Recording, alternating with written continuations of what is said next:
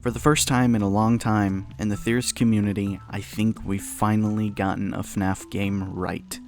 I think everyone is correct about Security Breach Ruin, and that we can predict what Help Wanted 2 will end up being about.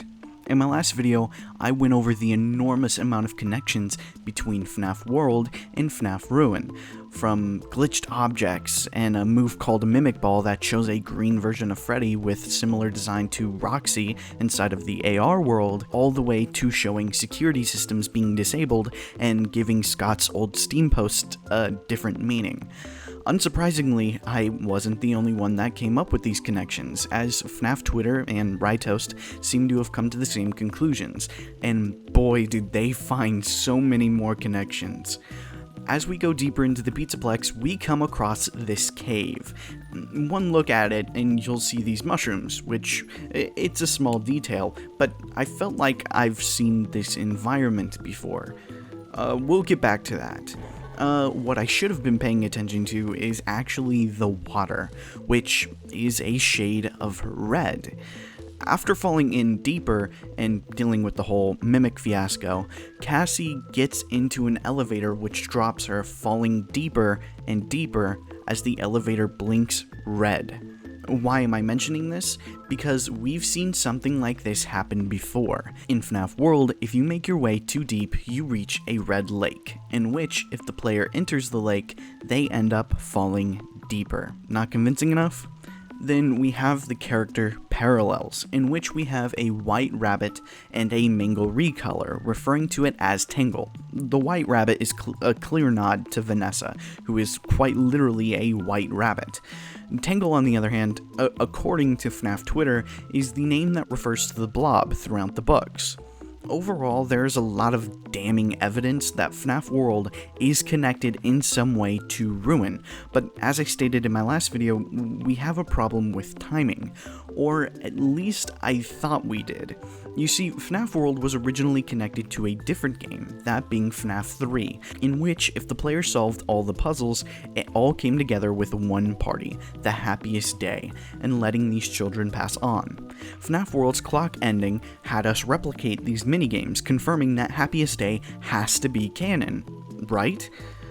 After all, in the interview with Daco, Scott said he regretted tying FNAF World to the canon. And not tried to somehow tie it in to a canon game. But in that same interview, something always felt off, as Scott before this states he can't confirm whether or not Happiest Day is canon. Which ending really happened? I've given a lot of thought as to whether or not I should answer this question. And I went back and forth and back and forth and back and forth. The answer is very interesting. The answer is complex. Okay. However, I'm not going to answer it. While he stated this to prevent uproar, as he says, these games had been out for a while, and I doubt stating whether or not it was canon when there was a game confirming it was canon would have any effect when the interview was released, would it?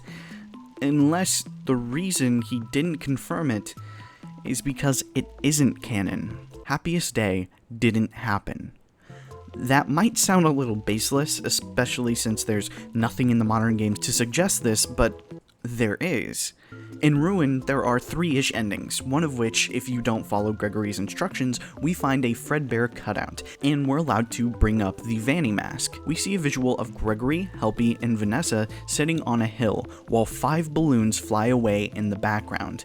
The reason this matters is because the name of the ending, that being in the files, called the Brazil ending. And meme culture aside, Brazil is actually believed to be a reference to the movie Brazil, which has the plot twist of the main character going insane at the end, which is a popular theory on what this ending is meant to be interpreted as.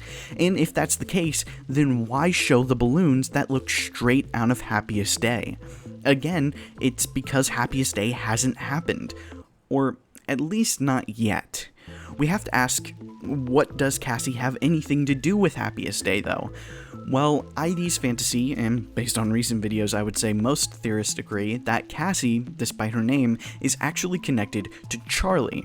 FNAF World seems to be the puppet leading you, the character, to put the pieces together to help the crying child and the rest of the MCI kids get set free.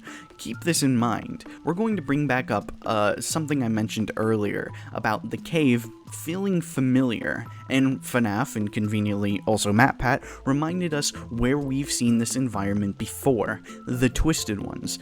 I won't steal their thunder, so make sure to go watch their video on why they think this is the case, but if this ends up being the truth, it feels like Cassie is playing some sort of role similar to Charlie from the books. If this is the case, I think it's safe to think there's going to be some connection to the fourth closet and Help Wanted 2. But I wanted to take a step back further on what I think we'll end up seeing throughout the events of Help Wanted 2, or going forward into the series. At the end of the Twisted Ones, Charlie is supposedly dead when magically a new one reappears. While she has everyone fooled thanks to the illusion disc technology, John doesn't trust her and decides to investigate. This leads him on a journey where at Charlie's aunt's house, we find Charlie laying there in a chest. New Charlie shows up, they fight, and it ends with the original Charlie killing both herself and New Charlie. Meanwhile, Carlton and company make their way into Circus Baby's pizza, where they discover that Afton is still alive, and the backstory of this new Charlie. She was created as the last version of Charlie, hence the title Fourth Closet, but Henry built her with hate and agony. William went on to kidnap this version of her, remaking her into the baby animatronic, resulting in her, similarly to the games, having Elizabeth get scooped and becoming one with Charlie, giving her the memories of being Afton's daughter. While this has been going on, Afton had created the Funtime animatronics, using the melted corpses of the MCI children into one amalgamation, to give life to the Funtimes. He ends up injecting Carlton with Remnant, causing him to enter a child dream-like world.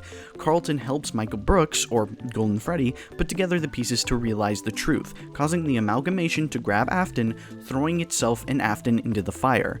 In the end, we see John standing over Charlie's grave as another version of Charlie reappears, ending the series. The games have all of the right pieces to set all of this up.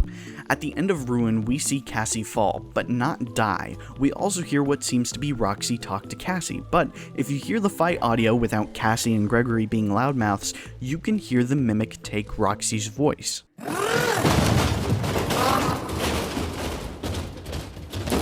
Give up. Give up. You can't.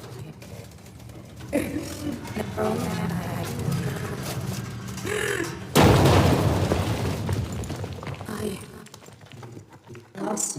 We also know that Help Wanted 2 is at least going to feature Circus Baby's Pizza World, and based on the connections of Cassie's dad being a technician with the Faz wrench, Circus Baby's whole gimmick was playing as a technician, and in the corner we see a power module that looks just like the ones scattered throughout Ruin. Many have come to the conclusion that we'll end up playing as Cassie's dad in this game, based on the use of past tense when referring to him, and the fact that I don't think Baby's going to be reopening anytime soon, due to basically no evidence to suggest that, it would seem more likely that this game is going to take place at the original Circus Baby's Pizza World. At some point, I predict we'll switch over to Gregory, and we'll go down to the abandoned version of this bunker looking for Cassie, only to find the mimic pretending to be Cassie. After all, there is a lot of evidence to suggest the Funtimes had illusion discs, so it's not far-fetched to believe one was lying around down there. For the next part, you need to remember something. In the interview with Daco, Scott confirmed the content of the box had changed over the years, and given Henry's speech at the end of FNAF 6, I think it's safe to say that the change of the box was the FNAF 6 location itself. All of the pieces were put together, but Golden Freddy rendered it useless. They held on to at least Afton, and if Happiest Day hasn't happened, then that would imply that the MCI and the original Charlie is still around, leaving this Charlie Nightmare On thing to most likely still be around inside of the FNAF 6 location, similar to Charlie being found in a chest in the books. That might sound like a stretch, but the staff bots being all painted with tears and teeth replicating Nightmare On, who also conveniently had plushes hidden all throughout both parts of Security Breach, it's very possible that she has to be around in some sort of way. If she plays the role of the original Charlie, while the mimic plays the role of the new Charlie, then at some point we'll likely see the two fight, whether that be in Help Wanted 2 or some future release going forward. We'll also see Gregory find Afton, whether that be some digital version of him or the return of Burntrap, revealing he's used the Blob, an amalgamation of the original MCI kids, and maybe even some more souls, to give life to, who do they give life to? Well, you can lean one way or the other, but if this is referring to a modern version of the location, then it's going to be whatever the fun times of that location is. But what seems more likely is that this is referring to the original location, which if that's the case, the fun times can't really be made out of the Blob, can they? No. What if this is actually referring to the Glamrock animatronics? They're kind of the only option, as of Security Breach, to be the new animatronics for the time, and we know Freddy at the very least is controlled by somebody, given the lines of, "My friends are down here," but that's a theory for another day. As Gregory, most likely using the Vanny network or some other force of nature, will end up putting the pieces together, helping the souls trapped inside of the Blob finally let go, having the Blob grab Afton and force both of them to burn. If only we saw something extremely similar to that happen. This story would end with Gregory finally finding Cassie and having them both stand over the graves of the MCI kids because they finally had their happiest day.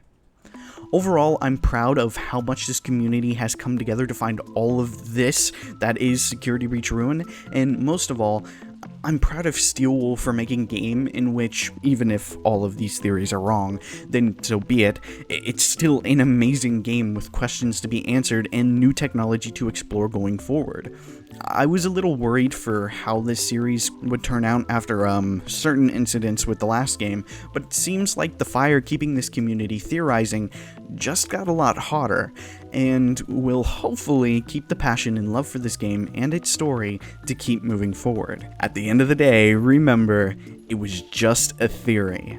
A game theory! Thanks for watching. Matane.